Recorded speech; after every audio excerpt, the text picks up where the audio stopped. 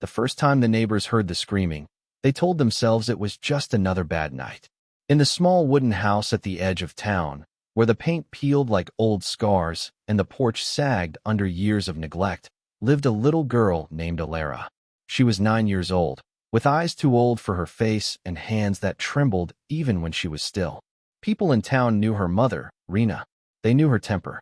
They knew the bottles that clinked in the trash every morning. But knowing and doing something were two different things. Every night, when the sun disappeared behind the pine-covered hills, Alara's world grew darker than the sky outside.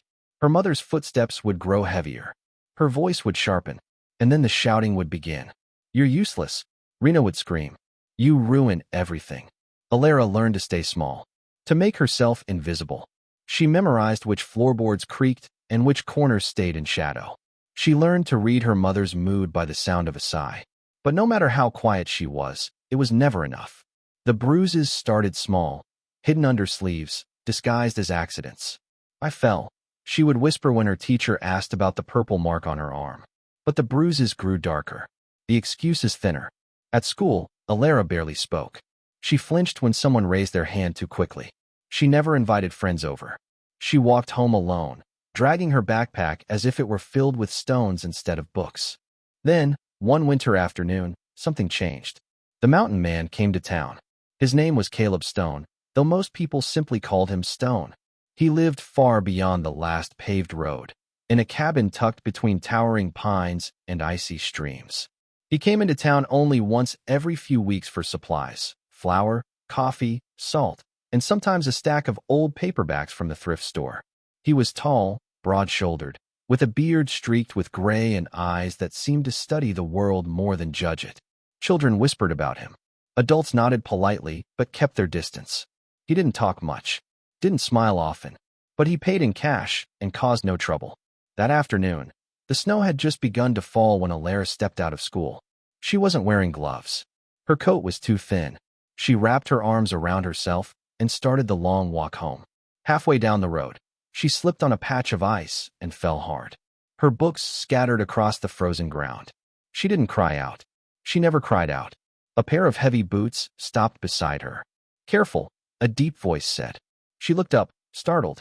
Caleb Stone stood there, holding a sack of supplies over one shoulder. Without another word, he crouched down and began gathering her books. She tried to take them from him quickly. "I'm fine," she muttered. He noticed the bruise on her wrist as her sleeve slid back. Noticed how she pulled away when his fingers accidentally brushed her skin. "You're not wearing gloves?" he said. She shrugged. "It's cold enough to freeze a river." Another shrug. He handed her the books. Their eyes met for just a second. In that second, he saw something that made his chest tighten. Fear, yes. But deeper than that. Resignation. "Where do you live?" he asked. She hesitated, then pointed toward the edge of town. "I'll walk you part way," he said. "I don't need." "I know," he interrupted gently. "But I'm going that way." It was a lie. His truck was parked in the opposite direction. But he walked beside her anyway. They didn't talk much. Snow fell in soft silence around them. When they reached the crooked wooden house, Alara stopped. "Thank you," she whispered. As she turned toward the porch, the front door burst open. Rena stormed out, eyes blazing. "Where have you been?" she shouted.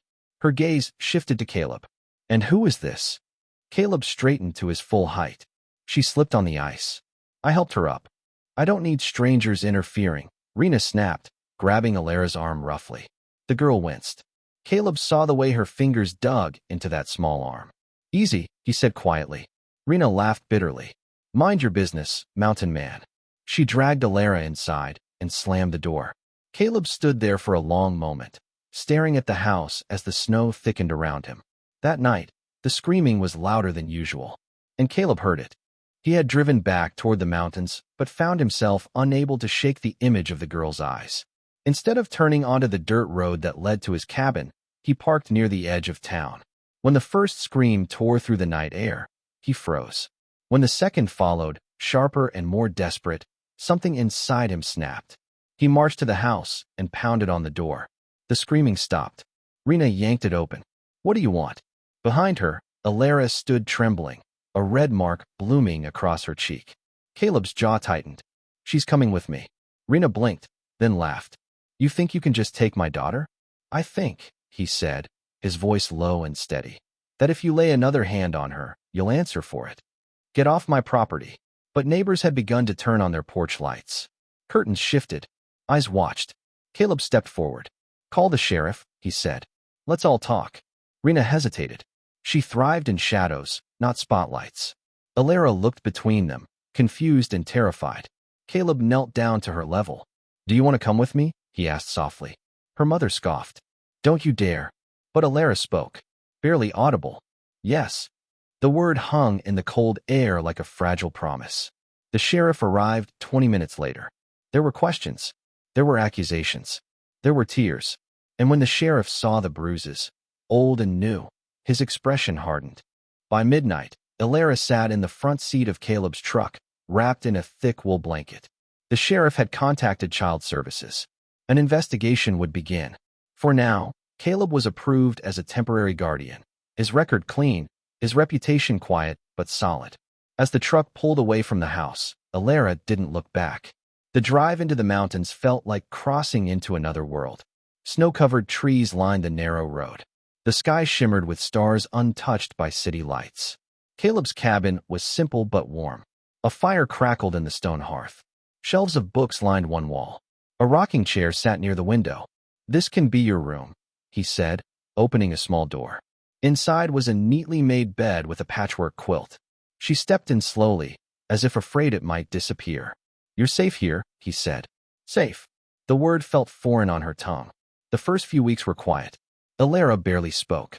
She moved carefully, as if expecting anger to erupt at any moment.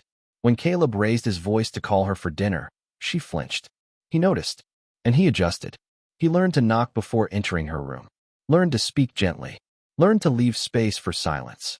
He taught her how to gather firewood, how to identify animal tracks in the snow, how to fish in the icy stream once spring began to thaw the world. Slowly, the fear in her eyes softened. One evening, as they sat by the fire, she asked, Why did you help me? Caleb stared into the flames. When I was a boy, he said quietly, no one helped me. She looked at him, understanding more than he expected. Spring arrived in bursts of green and gold. Alara began attending a small school in the next town over. She made a friend. She laughed, an uncertain, beautiful sound that filled the cabin like sunlight. The investigation into Rena continued. Evidence piled up. Neighbors finally spoke. Teachers admitted their suspicions. Months later, the court made its decision. Rena lost custody. Caleb sat beside Alara in the courtroom when the judge announced it. She reached for his hand. Does this mean I can stay? She whispered. He squeezed her fingers gently. If you want to. She nodded, tears shining in her eyes. Years passed. The cabin grew brighter with each season. Alara's room filled with drawings, books, and photographs. The bruises faded, replaced by freckles from days spent outdoors. She grew taller, stronger, her voice steadier. On her 18th birthday, they stood on the ridge overlooking the valley, the same place Caleb had once stood alone. I used to think the mountains were lonely, she said. They can be, he replied. But not anymore. She slipped her hand into his. You saved me, she said. He shook his head. You saved yourself. I just opened the door. Far below, the town continued its busy rhythm. People came and went. Stories began and ended. But up on that ridge, under a sky vast and endless, stood a girl who had once lived in shadows, and the man who had dared to say, She's coming with me. And sometimes, that is all it takes to change a life.